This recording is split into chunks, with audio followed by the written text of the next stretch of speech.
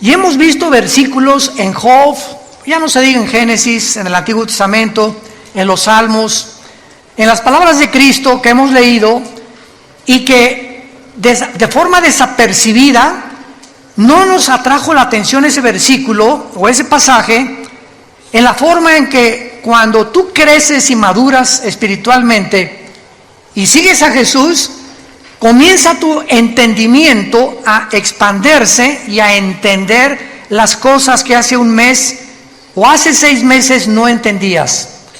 ¿Recuerdan ustedes cuando Cristo en Juan les decía a los discípulos: de verdad les digo que ahora estoy, no estaré, pero vendré a vosotros? Y dice la Biblia que los discípulos comenzaron a preguntarse: ¿de qué está hablando? ¿Qué es eso de que estará y ya no estará? Entonces, más adelante, cuando les abrió el entendimiento en la resurrección, los discípulos comenzaron a entender lo que les dijo cuando Jesús estaba vivo, porque el Espíritu Santo ahora los comenzaba a iluminar.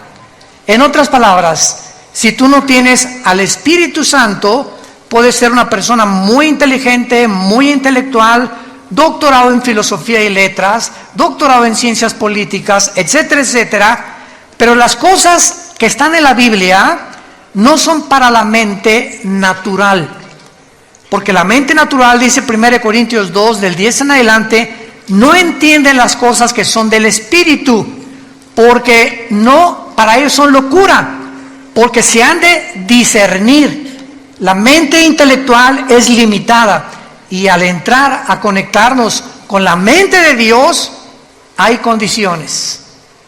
Dios no se va a revelar a cualquier ser humano simplemente porque quiera venir y pues, a ver, ¿qué dice estas cosas?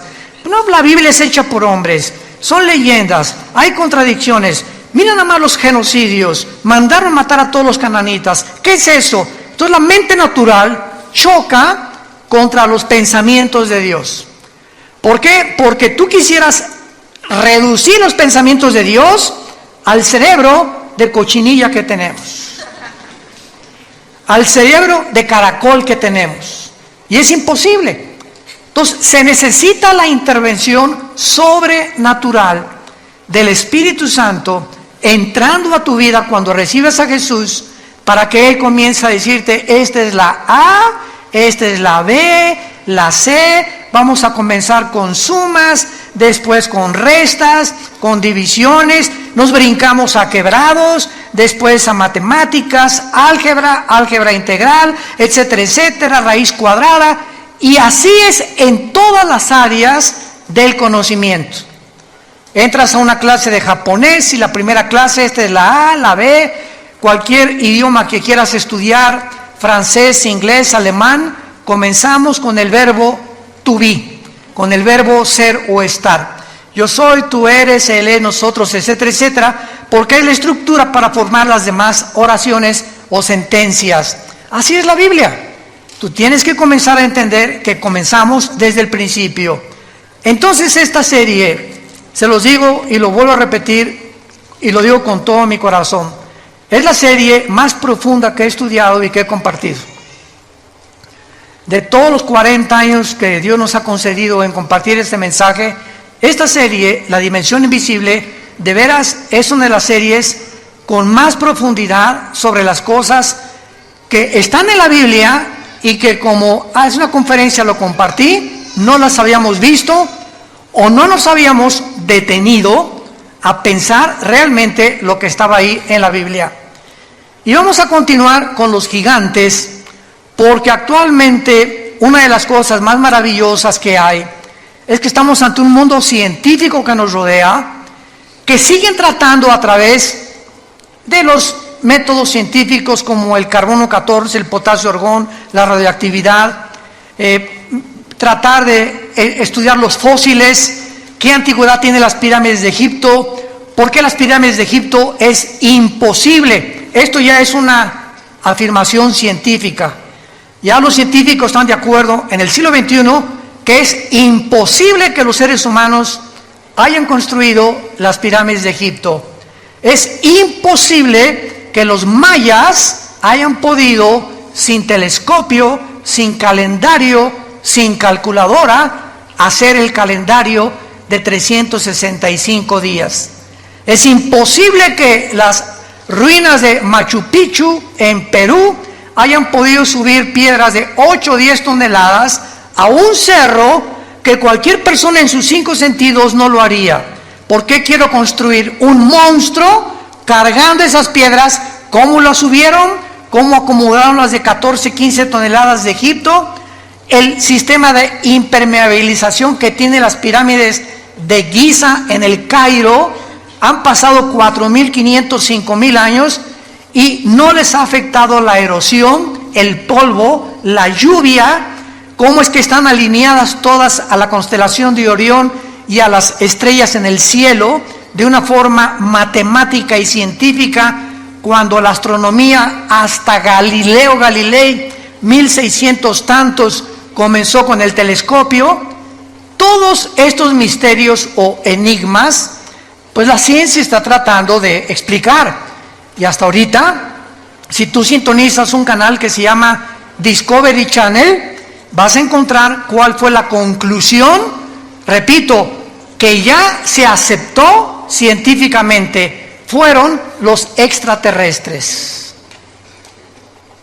Es la única explicación que el mundo tiene. ¿Cómo es posible que hace 4.000 años tuvieran un conocimiento cuando en el siglo XX comenzamos a descubrir las grúas, comenzamos a descubrir los métodos tecnológicos para construir, para cargar, etcétera, etcétera, para medir, para observar las estrellas, las calculadoras, las computadoras?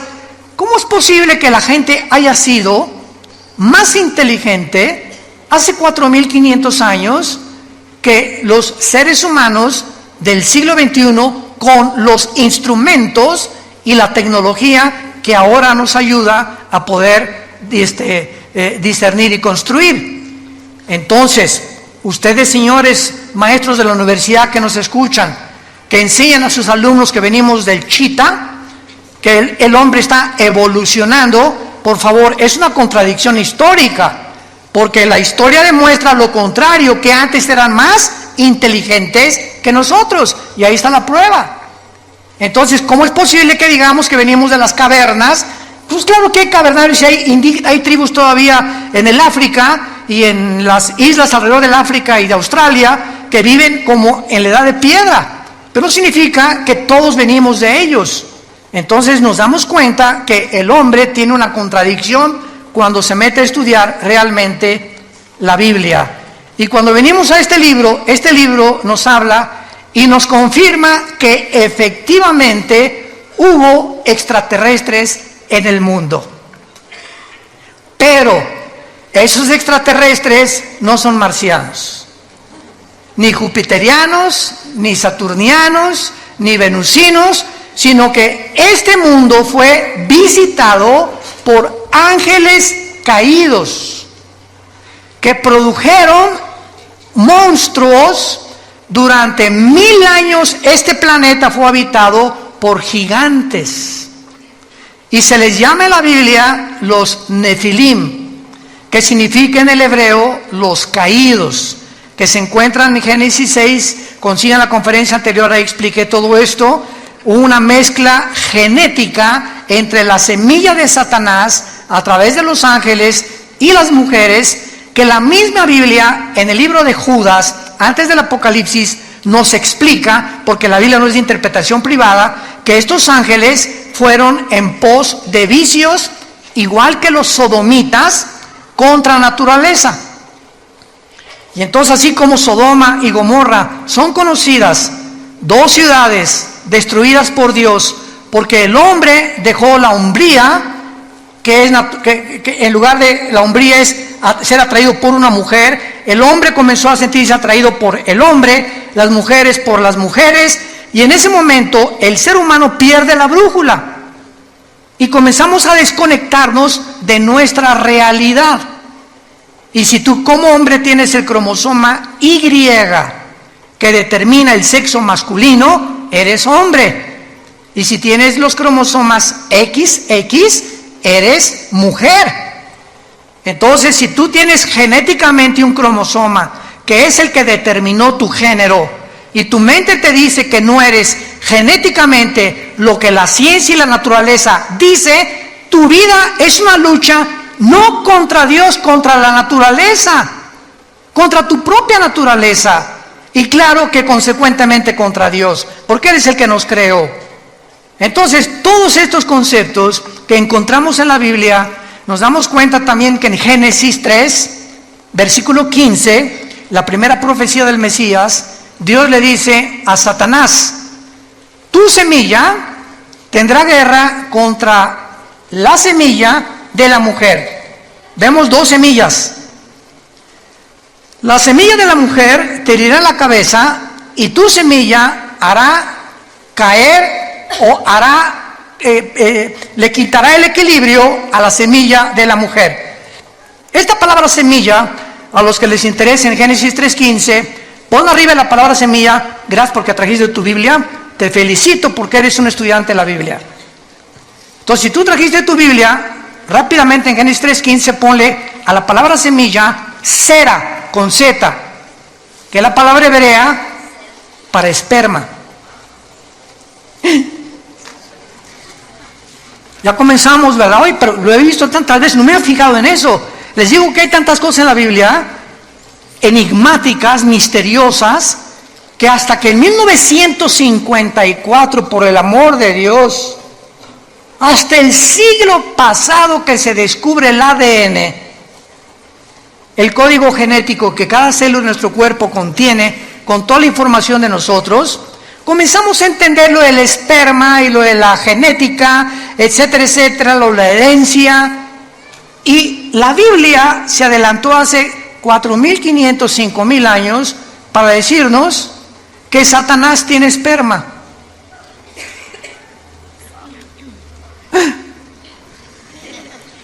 No me mires, en tu Biblia y en mi Biblia lo dice. La semilla de Satanás vendría el anticristo, y de la semilla de la mujer vendría el Mesías. Y comenzamos a interrogarnos. Eso es estudiar profundamente la Biblia. A ver, me voy a detener nada más en este versículo. Número 1, dos misterios. 1, la mujer no contiene la semilla. El que trae la semilla somos los varones. El esperma de mi papá ovuló o fertilizó el óvulo de mi mamá cuando se unieron y se produjo un cigote, y en ese cigote, ya lo comentamos, en ese cigote iba los 23 cromosomas de mi papá, los 23 cromosomas de mi mamá, 46 cromosomas que se juntan en un cigote, y en el momento de la fertilización, señores médicos que nos escuchan, no a las 2 semanas, no a las 4 semanas, no al mes, en el momento de la fertilización, la Biblia dice que ahí se forma la vida humana. Ahí estabas potencialmente tú y potencialmente yo.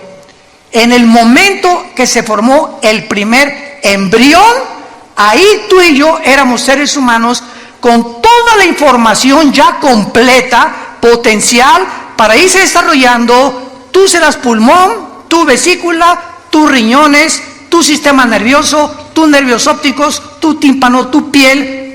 Impresionante. Toda esa información codificada en un embrión, en una célula. Entonces ya en el 54, mayor parte de los ya casi ateos ya no hay, comenzaron a darse cuenta que era imposible la evolución. La genética contradice, niega, destruye a cualquier persona que continúe tercamente insistiendo que venimos de tus abuelitos los chitas, o de tu padrino el orangután. Imposible genéticamente. Hasta ahorita no hay un cambio, una mutación de una especie a otra especie, pero se sigue enseñando. ¿Por qué? Porque el hombre no es posible que descubra en el universo que le rodea los secretos que le pertenecen a Dios. Nuestra mente es demasiado finita. Y aquellos que han luchado contra Dios como los ateos acaban locos. Toda la historia de los ateos del siglo pasado, vean cómo acabaron, todos. Friedrich Nietzsche, Jean-Paul Sartre, Bertrand Russell, el doctor Sam Harris, y todos esos, ¿verdad?, acabaron locos en el manicomio o degenerados sexualmente. Como decía Jean-Paul Sartre, el padre del existencialismo en los 60s, ateo francés, en su libro El Muro, llega un momento en que dice en su libro que me estrello contra la pared, o sea, me doy cuenta que no puedo yo, a través de la investigación científica, ni intelectual, ni por más conclusiones e hipótesis que yo pueda hacer, descubrir lo que está detrás de esa pared. ¿A qué le llamaba la pared en su libro? Aquello contra lo cual el ser humano choca por la limitación intelectual con la cual nacimos. No somos dioses. No somos dioses. Los problemas que enfrentamos como matrimonio, como padres, como gobernantes, van mucho más allá de nuestra capacidad para resolverlos. Y por eso el padre, no sé qué hacer con mi hijo, no sé cómo tratar a mi esposa, no sé qué hacer con mi esposo. Tiene una personalidad en la mañana, otra en la tarde y en la noche le digo el anticristo. No sé qué hacer con el gobierno, cuál economía es la mejor. Hijo, ¿a dónde hemos llegado? ¿Cuál sistema, cuál ideología es la correcta? ¿Será el comunismo? ¿Será la democracia? ¿El socialismo? ¿Una monarquía?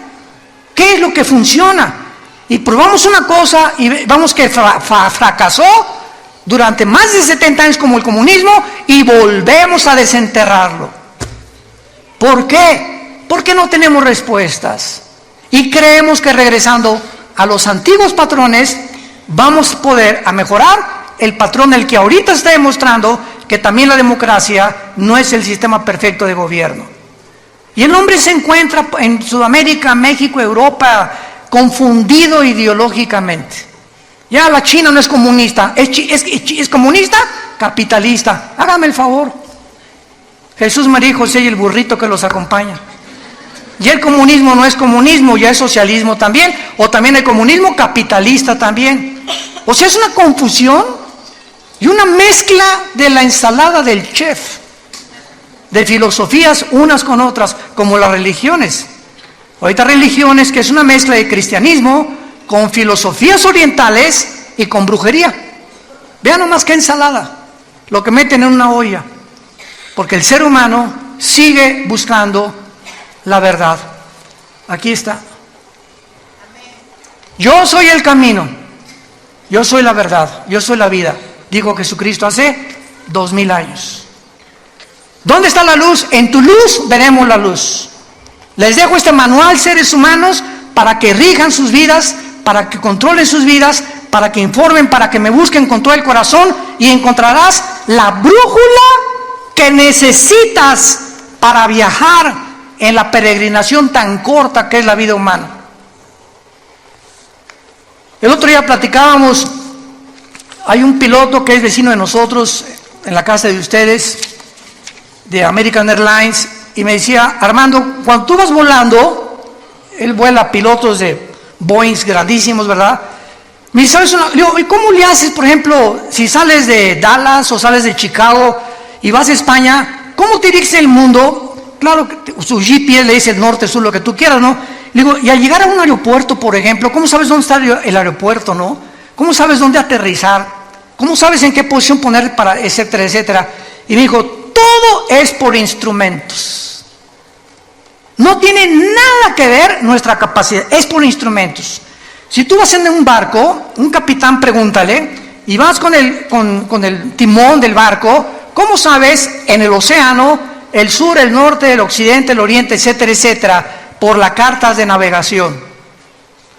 Si tú eres un buzo y comienzas a practicar el buceo, yo me acuerdo que bajé hasta 46 metros con Aqualón en los 70s, me invitaron a bucear cerca de Cancún y bajamos muy profundo y me dijo el instructor, mire, habíamos tomado clases durante casi 2 meses antes, yo ya bajaba casi 10 metros porque fui criado en Acapulco, sin nada, bajaba 10 metros y sacaba ostras y todo, sin ningún aparato, y mis oídos resistían 10 metros de profundidad. Y me creía muy salchicha aquí, ¿no? Aquí. Y me dice mi instructor, nunca bajes en un reloj que te diga dónde estás. Y yo, ¿cómo? Me dices que cuando buceas, pasando los 25 o 30 metros, el buzo no sabe si está bajando, si está así, o si está subiendo. Entonces necesitamos un reloj que nos diga abajo que vas bajando o que ya vas subiendo. Y también me dijo, cuando subas a la superficie, nunca subas así derechito, verticalmente, porque se te pueden formar burbujas de oxígeno en la sangre y te mueres. Entonces, ¿cómo se sube? Así, poco a poco, para que tu cuerpo se vaya adaptando después de 30, 40, 50 metros o más. Y así, porque esas son las reglas del buceo. Ahora, para vivir, ¿necesitamos una carta de navegación? ¿Necesitamos instrumentos? Saben ustedes que sin esto estás perdido. Y esta es la razón por la cual tu vida está naufragando. Porque estás en un océano, que es la vida, donde a tu familia la estás llevando a los arrecifes tal vez. Vas volando con tu familia en un avión sin saber a dónde vas a llevar a tu familia. Porque según tus suposiciones estás bien, pero no has querido tener la humildad que choca contra tu orgullo de reconocer que necesitas a Dios. Y estás buceando con tu familia y estás hundiendo a tu familia en lugar de estar sacándola a la superficie. ¿Por qué? Porque no tienes cartas ni instrumentos que te digan a dónde dirigirte. Entonces, si Dios existe, es lógico que nos haya dejado un manual, y es la Biblia. El primer libro en haber sido impreso en la imprenta de Gutenberg. El primer libro en haber sido impreso. El libro más vendido y más traducido a más dialectos y el más vendido de casi después de 1500 años en las librerías. Sigue teniendo el récord de ventas en el mundo. Es el bestseller. Y casi la mayor parte de las personas que la compran la Biblia la tienen en su casa llena de polvo. Ahí la tienen de vez en cuando. No, pues sí, ¿verdad? Porque no han sido movidas por el Espíritu Santo a descubrir y a comenzar a caminar con Dios. Si tú le dedicas 15, 10, 20 minutos en la mañana y antes de acostarte a leer la Biblia. Muy bien. Vemos nosotros en el Antiguo Testamento que cuando se mezclaron los ángeles con las mujeres, Génesis capítulo 6, no sabemos qué pasó. Lo único que sabemos es que hubo un producto. Mezcla ángeles, seres humanos. Hubo un producto que se llamaron los gigantes. Génesis 6, versículo 4. Y estos gigantes se tradujo de la palabra Nefilim. Nepilim, N enana, P de papá, con H intermedia. Nepilim, que significa los caídos. Estos Nefilim o estos gigantes estuvieron desde el tiempo del diluvio hasta el tiempo de David. Recuerden en 1 Samuel 17 que uno de estos descendientes de los gigantes, de los Nefilim, se enfrentó al ejército de Saúl, ¿se acuerdan? Es una historia de la escuela dominical. Y entonces este gigante se llamaba Goliat y tenía 4 otros hermanos de gigantes. Y David se enfrentó con él y sabemos la historia con la onda, ¿verdad? Que le pegó aquí exactamente en el entrecejo y cayó el gigante, agarró David la espada y le cortó la cabeza. David fue el último en la Biblia que terminó con la raza de gigantes. Ahora bien, vayamos a introducirnos un poco más en la Biblia. Veamos en el libro de Deuteronomio a estos gigantes que tal vez tampoco ni siquiera se predica de esto, desgraciadamente. Vamos a comprobar y a corroborar de qué manera poblaron el mundo antiguo y de qué manera estos gigantes eran enemigos tanto de Dios como del pueblo de Dios. Y estos gigantes también fueron los que impidieron o trataron de impedir que cuando Moisés, Números capítulo 13, envía a los espías, ¿se acuerdan? A Canaán. Se encuentran con estos gigantes en Canaán, tenían controlado Canaán, que era la tierra que le correspondía al pueblo de Israel, y regresan con Moisés. Moisés no, Canaán está, unos hombres parecíamos langostas comparados con ellos, y solo Josué y Caleb dijeron, oh, el gigante más grande es Dios, y si Dios es nuestro gigante, es más grande que estos gigantes, y podemos entrar a Canaán, que es la mentalidad que el cristiano tiene que tener. Pero vamos a ver algunos pasajes en la Biblia para que hagamos estos descubrimientos maravillosos. En Deuteronomio capítulo 2, versículo 10 y 11, dice así: los emitas habitaron en ella antes, pueblo grande y numeroso, y alto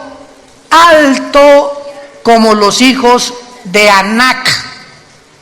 Por gigantes eran ellos, tenidos también como los hijos de Anac, y los moabitas les llamaban emitas.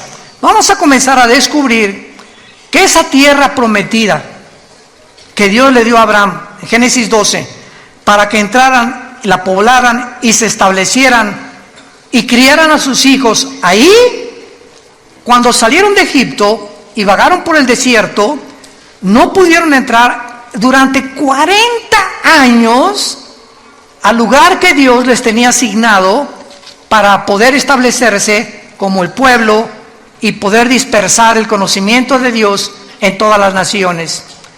Entonces, la tierra de Canaán estaba poblado por puras tribus de gigantes. Y comenzamos a ver que los semitas eran gigantes, y los hijos de Anac o anaseos eran gigantes, y los emitas eran gigantes. Versículo 19 al 21 del mismo capítulo 2 de Deuteronomio.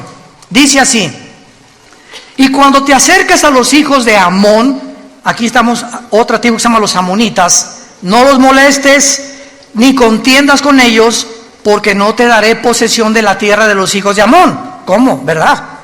Pues a los hijos de Lot la he dado por heredad. Por tierra de gigantes fue también ella tenida. Habitaron en ella gigantes en otro tiempo, a los cuales los amonitas llamaban somsomeos, que significa los monstruos poderosos. Como pueblo grande y numeroso y alto como los hijos de Anac, a los cuales Jehová destruyó delante de los amonitas, estos sucedieron a aquellos y habitaron en su lugar. Brinquémonos al libro de los Números, capítulo 13, en la famosa expedición que tuvieron los judíos para asomarse a la tierra que estaban habitando precisamente los gigantes, y descubrir que esto fue precisamente lo que les impidió a ellos entrar a Canaán. Dice Números 13, 32 y 33. Pero vamos a leer mejor desde el 30. Números 13 del 30, para tener el contexto. Entonces Caleb, aquí ya regresaron de espiar la tierra de Canaán, hizo callar al pueblo delante de Moisés y dijo: subamos luego y tomemos posesión de ella, porque más podremos nosotros que ellos. Mas los varones que subieron con él dijeron: no podremos contra aquel pueblo, porque es más fuerte que nosotros. Y hablaron mal de los hijos de Israel, de la tierra que habían reconocido, diciendo: la tierra por donde pasamos para reconocerla es tierra que traga a sus moradores, y todo el pueblo que vimos en medio de ella son hombres de grande estatura. También vimos allí gigantes, hijos de Anac, o sea, los anaseos, raza de gigantes, y éramos nosotros, a nuestro parecer, como langostas, y así les parecíamos a ellos. Vemos pues que este mundo estuvo infiltrado en el tiempo de los antiguos, de nuestros antepasados, por gigantes. La arqueología y la paleontología moderna lo ha descubierto y han encontrado fósiles de estos huesos de los gigantes también. Y la mayor parte de las veces es impresionante, los han escondido. Porque en el día que realmente se demuestre que no venimos del chango, ni del cavernario Galindo, ni de los cavernícolas, etcétera, etcétera, sino que hubo algo que ayudó a nuestros antepasados a dejar su huella en las pirámides de Egipto, en Machu Picchu, en Stonehenge en Inglaterra, cerca del mar de Galilea en Israel, en los mayas aquí en nuestra población, en el continente americano. Entonces la pregunta de los científicos es, ¿de dónde salieron? ¿Qué vamos a hacer con lo que hemos enseñado? Que venimos de los cavernícolas y no, seguro los extraterrestres. Pues claro que fueron los extraterrestres mezclados con seres humanos que se llamaron los Nefilim, los que ayudaron a todas estas personas a levantar las construcciones, las obras. Y esto les quiero anunciar ahora, en 3 semanas volví a reeditar el libro que acabo de escribir, Los Ángeles Caídos. Pero ahora me lo está editando Editorial Berea en Miami y va a salir en 3 semanas con mucha más información, mucha mejor presentación. Ya está en 23 distribuidoras en Estados Unidos y en este libro explico todo lo que en esta serie o parte de la serie estoy compartiendo. Acerca de los ovnis, de dónde vinieron los ovnis, quiénes son los ovnis, quiénes tripulan los ovnis, no son marcianos tampoco, lo de la brujería, lo de las piedras angulares, lo de las piedras que no pueden entender quién las cargó, etcétera, etcétera, para que entendamos que en la Biblia se encuentran los secretos de la sabiduría y del conocimiento, que la ciencia nunca podrá con su investigación disque intelectual, entender lo que va más allá de nuestra capacidad para comprender. Veamos ahora algo tremendo en el libro de Isaías capítulo 14. Esto está tremendo. Y aquí se nos revela, Isaías 14, se nos revela ni más ni menos qué va a pasar cuando el anticristo descienda al Sheol. Aquí se nos revela una área enigmática y prohibida para cualquier ser humano, revelada en la Biblia, de lo que pasa en el mundo invisible, de los que ya están en el lugar del Sheol o en el infierno actualmente. Y vean ustedes lo que la Biblia dice acerca de qué pasará con los gigantes cuando vean al anticristo. Esto está, ni Hollywood se imagina algo así. Génesis, Isaías 14, versículo 9. El Sheol abajo se espantó de ti. Está hablando, vamos a ver, del anticristo. Despertó muertos que en tu venida salieran a recibirte. O sea, los habitantes del infierno o del Sheol que estén ahí cuando el anticristo entre se van a espantar. Porque tiene mucho conocimiento. Acordemos de una cosa, la muerte no es la cesación de la vida. No hay tal cosa como que ya dejamos de existir. La muerte continúa en un estado de nuestra conciencia. Entonces, la muerte es un estado consciente, para definirla. Es un estado consciente en otra dimensión. Y cuando yo digo consciente, es que te vas a acordar quién eres. Y vas a estar en el infierno, y cuando te enterraron, los gusanos se comieron tu cerebro, ¿no es cierto? Se comieron lo que te quedó de tu sangre, tus ojos, en fin, todo. ¿Cómo es posible que en el infierno recuerdes si tu cerebro se lo comieron los gusanos?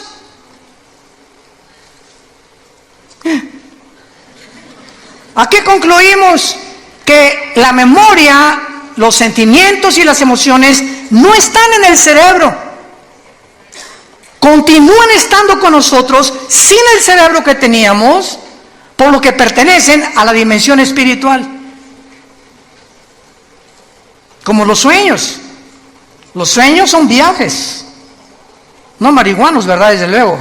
A menos que, quién sabe que te metes antes de acostarte, ¿verdad? Pero hacemos viajes con lugares, personas. Estamos en un mundo, estamos en una dimensión que el cerebro, así como el hígado produce la bilis y el estómago, los jugos gástricos, el cerebro no produce los sueños ni los pensamientos tampoco.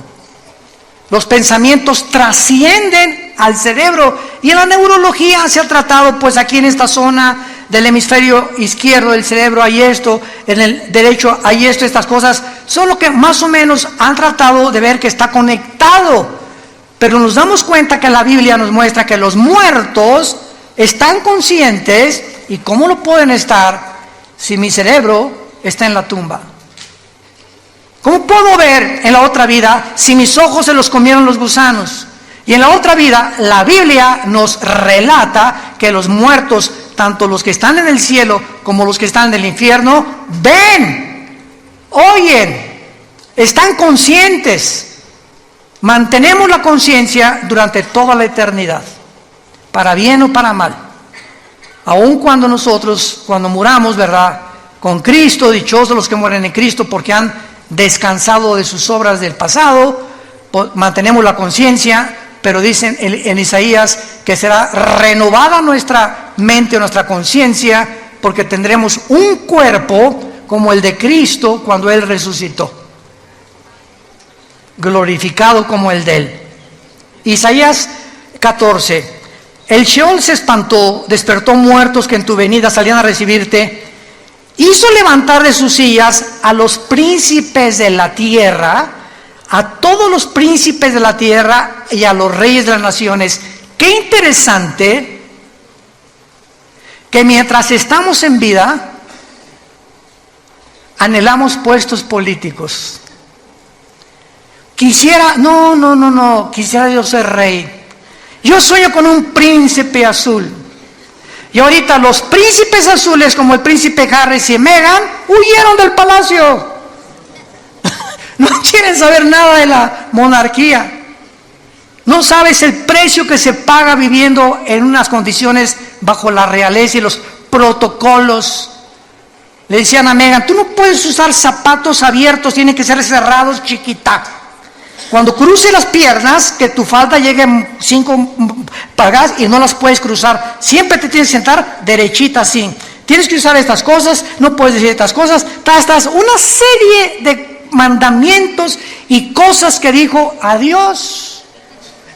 Y eso fue lo que le pasó a la mamá del príncipe Harris, a la pobre princesa Diana.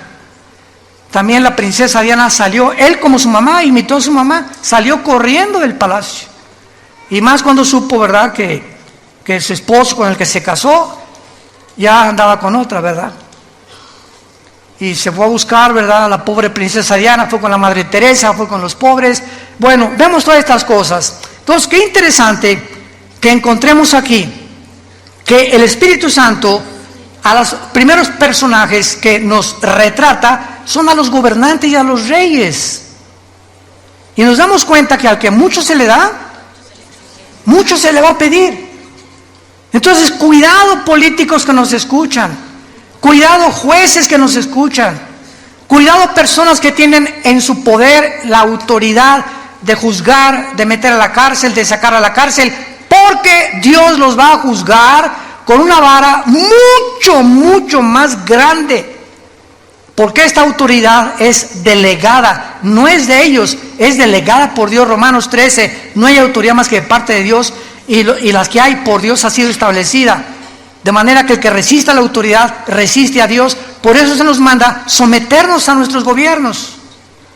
Que mi gobierno es comunista, mi gobierno es socialista, mi gobierno es esto, mi gobierno es el otro. Oremos por el gobierno, oremos por nuestros gobernantes. Lo único que va a cambiar es la oración. Nada va a cambiar a México ni a Guatemala, en Estados Unidos, en Inglaterra, más que nuestra vida. Y así como tú ves, mi oración le podrá cambiar las cosas. Tan chiquita que soy, tan chiquito que se me oirán los ángeles también. No, los ángeles no te están escuchando. Te está escuchando Dios, Jesús y el Espíritu Santo.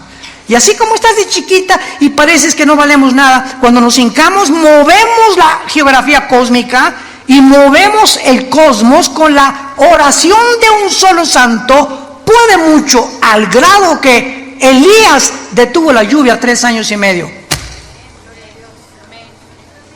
Pero ya no soy Elías, me dicen Pancho.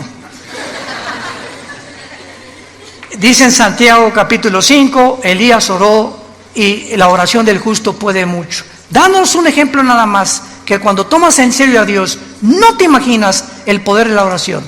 No nos imaginamos. Y más cuando oramos todos. Vamos a orar todos diario ahora por nuestro gobierno. Que Dios les dé sabiduría, que México tenga paz.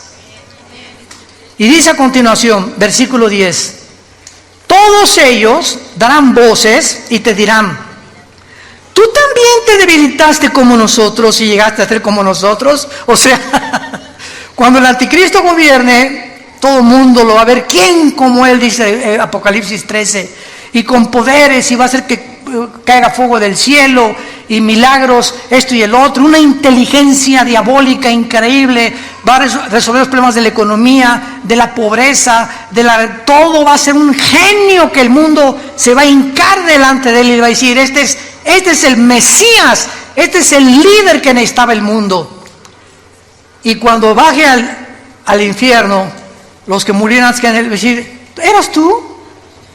¿Tú eras esa chinche que estabas allá brincando como un comal cuando estabas vivo? Ahora eres igual que nosotros. Qué impresionante es esto, pero lo más impresionante es lo siguiente. Dice la Biblia, el versículo 10, darán de voces y te dan todo. Pero la palabra, apunten ustedes por favor, en el versículo 9, el Sheol abajo se espantó de ti, despertó muertos. Esa palabra muertos es la palabra Refaim, que es otra de las palabras hebreas para los gigantes y para los nefilim. Ahí van a estar los nefilim o los espíritus de los gigantes en el infierno con otros espíritus de seres humanos también.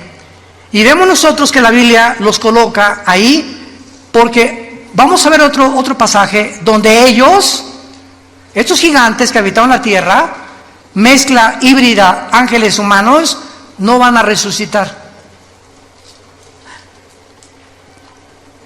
Tanto los buenos como los malos vamos a resucitar, ¿correcto?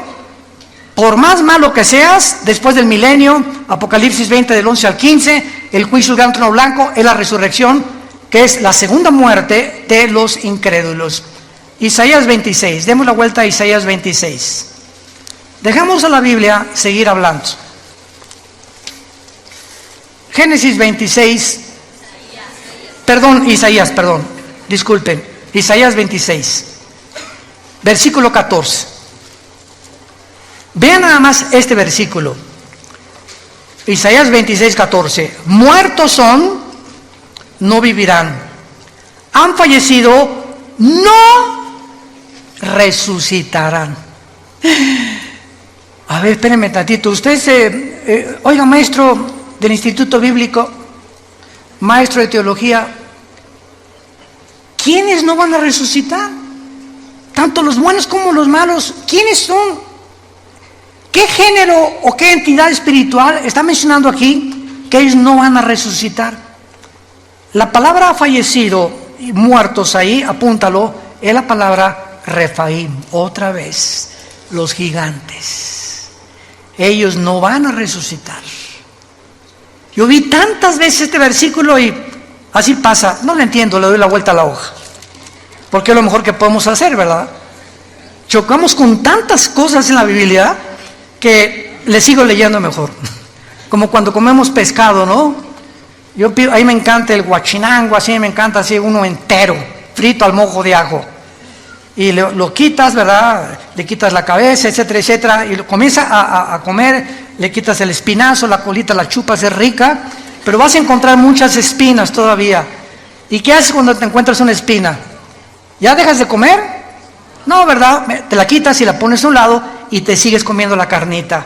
Así es la Biblia. Nos encontramos con tantas espinas que no porque no lo entienda la voy a dejar de leer. Voy a dejarla y voy a seguir comiendo lo que creo que puedo entender.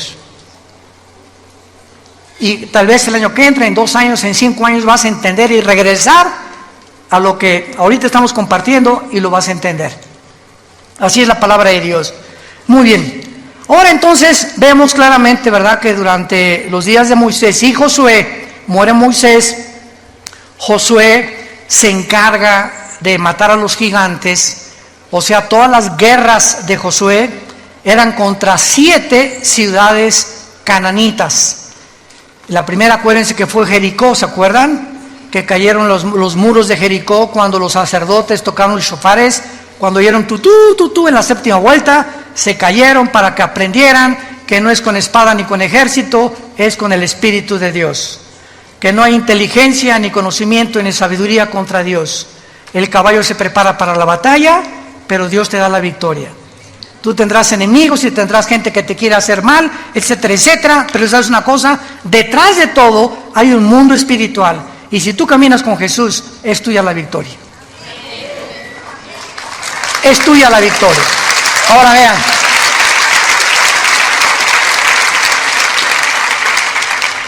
Josué, todo el libro de Josué se trata precisamente de la lucha contra los cananitas.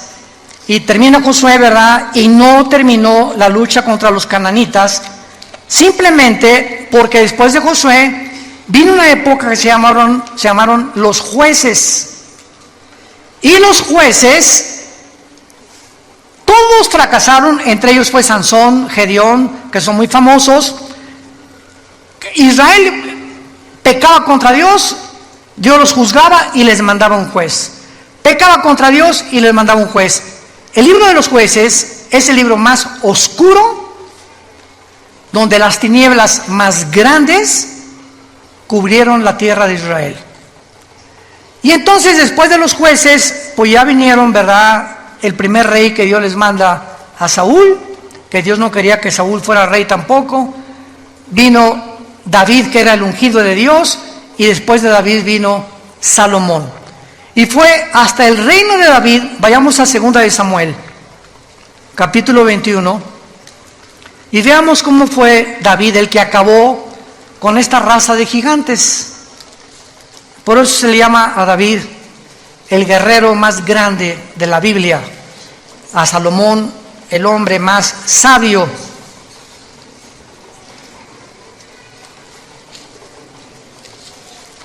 Y a Sansón el hombre más fuerte. Lo curioso de que el hombre más sabio de la Biblia, Salomón, el guerrero más fuerte de la Biblia, David, y el hombre más fuerte que cargaba una puerta casi de 150 kilos y con una quijada mataba leones, Sansón, estos 3 hombres los venció una mujer. Con razón tanto feminicidio, ¿verdad? Una sola mujer fue la causa y Dios lo deja.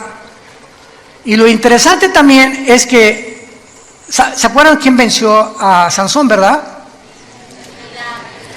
¿Sabes qué significa Dalila? La que debilita a los hombres.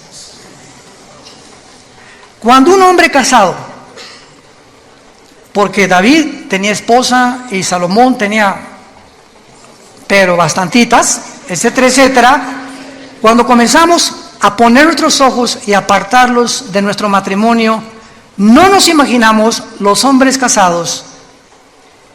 ¿Para qué es esta argollita? Cuando tu esposa salga de viaje, asegúrate que la lleva. Esta argollita, cuando vas en el avión, cuando vas a una reunión, un restaurante, cualquier mujer que ve en un hombre esta argollita, a la mujer le dice que estás fuera del mercado. Y si una mujer trata de coquetear con un hombre que trae esta argollita, te estás metiendo en los terrenos de Satanás. coquetear con un hombre casado, no te imaginas, no te la vas a acabar. Y peor el hombre, desde luego, ¿verdad? Pero precisamente esto es la marca que llevamos para de alguna manera estar protegidos, que ya no estamos en el mercado. Y que el dueño de mi vida, claro que es Dios, pero yo me debo a una sola mujer, ella a mí.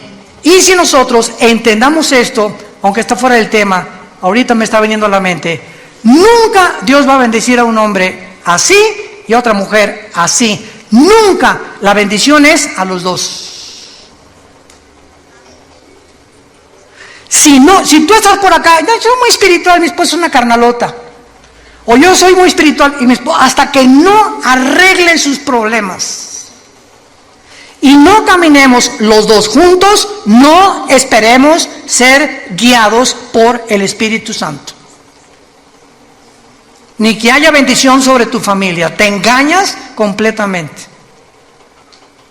Los dos tenemos que caminar, y se los digo a mis pastores, porque hay pastores que la obra de Dios y el evangelismo y esto y el otro, y la familia pasa a segundo lugar. Cuando la familia pasa a segundo lugar, Dios no bendice a ese pastor, ni a ese misionero, ni a ese hombre, por más que se parezca a San Francisco de Asís. Es al matrimonio a quien Dios bendice. Y si no nos cae el 20 y no entendemos estas verdades espirituales, vamos a fracasar en nuestro caminar con Cristo. Dice 2 Samuel 21, versículo 15, volvieron los filisteos a hacer la guerra a Israel, descendió David, y Isbi-Benob, uno de los descendientes de los gigantes, estos eran hermanos de Goliat, cuya lanza pesaba 300 cielos de bronce, versículo 17, mas Abisai, hijo de Sarbia, llegó con su ayuda e hirió al filisteo y lo mató. Versículo 18, otra segunda guerra hubo después en Gob contra los filisteos. Entonces Sibecaí en Jueces capítulo 1 se menciona que pertenecía a la raza de los gigantes también. Mató a Sal, quien era hijo de los descendientes de los gigantes. Y hubo otra guerra en Gob contra los filisteos, y hijo de Laare, Orejim de Belén, mató a Goliat Geteo, el asta de cuya lanza era como rodillo de telar. Después hubo otra guerra en Gad, donde había un hombre de gran estatura, el cual tenía 12 dedos en las manos y 12 dedos en los pies, 24 por todos, y era descendientes de los Refaim, o de los Nefilim, o de los gigantes. Este desafió a Israel y lo mató Jonatán, hijo de Simea, hermano de David. Estos 4 gigantes eran descendientes de los gigantes de Gad. Acuérdense que Goliat era de esta tierra, venía de Gad. Si leen 1 Samuel 17, los cuales cayeron por mano de David y por manos de sus siervos. Damas y caballeros, familia de Dios, estamos en una guerra cósmica. Y solamente hasta que tú llegues a tomar en serio las Escrituras, tu familia estará protegida. Tu matrimonio saldrá adelante, tus hijos te lo agradecerán. Si esas condiciones no están en ti, no vas a poder entender la Biblia, porque Dios rechaza a los soberbios y Él tiene comunión con los humildes de corazón.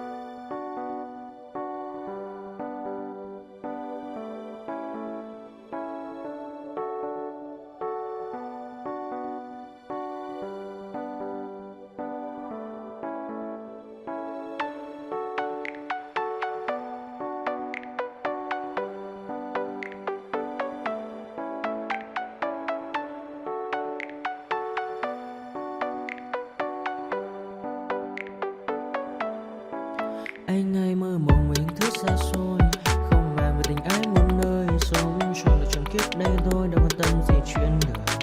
Thế mà lại ngâm tương tư, ông tầm bà mối xa tơ. Đêm nằm trộm nhớ mơ mơ về ai. Thì ra anh yêu rồi, từ ánh mắt nụ cười, từ đôi môi gọi mưa sao xuyến lòng anh. Thì ra mê em rồi, ngày hay đêm ôm lười, chỉ nghĩ đến em thôi. Đó là do anh đã yêu rồi, anh đã yêu rồi, anh đã yêu rồi. Oh, oh, anh đã yêu rồi, anh đã yêu rồi, anh đã yêu em mất rồi.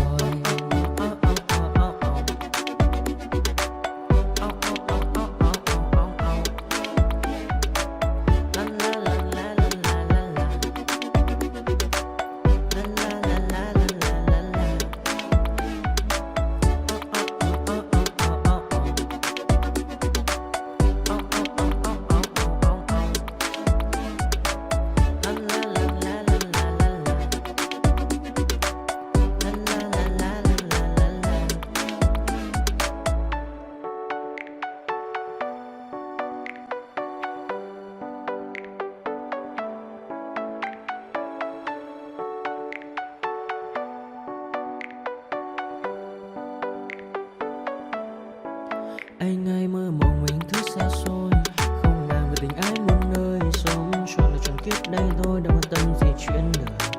Thế mà lại nằm tương tư, ông tầm bà mối xa tơ. Đêm nằm trộm nhớ mơ mơ về ai.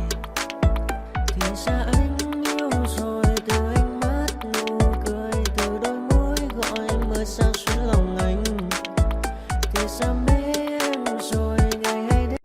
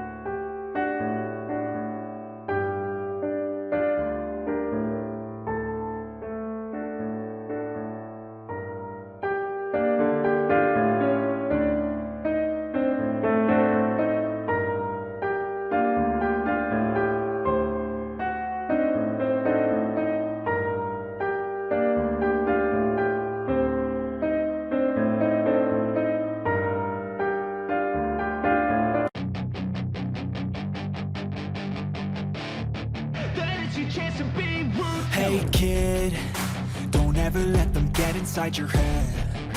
They'll tell you what to do in life instead of everything you know that you could get. Don't let them guide your life towards regret. I'll fight for what I love with every breath. My past is filled with things I won't forget. I use them all to push me to my best. So treat the worst of times just like a test. If only I could go back in time, I'd tell myself that everything will end up alright. Just push yourself, test yourself, figure out what you like, and find your limits, don't be rigid, always work towards a prime. Surround yourself with open minds, people can change your life. A few friends with intent can help you feel alive. Find a passion, take some action, and with a little time, just be patient, make a statement, try to enjoy your life. They'll try to kick you while you're down. They wanna rise up while you drown. They wanna fill your head with doubt. They're silently scared that you'll figure it out. I'll make it look like I'm losing, won't bother hiding my bruises. And when they finally think you're wounded, then it's your chance to be ruthless.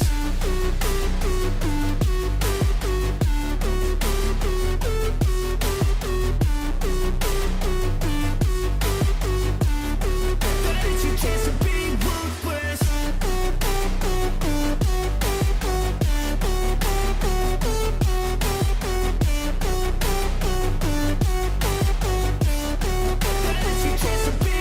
They don't wanna see me make it, they don't wanna see me care. Anytime I make some progress, I can see that they compare. I think everyone's against me, maybe something in the air. Am I paranoid? I swear a void is forming and they're scared I walk a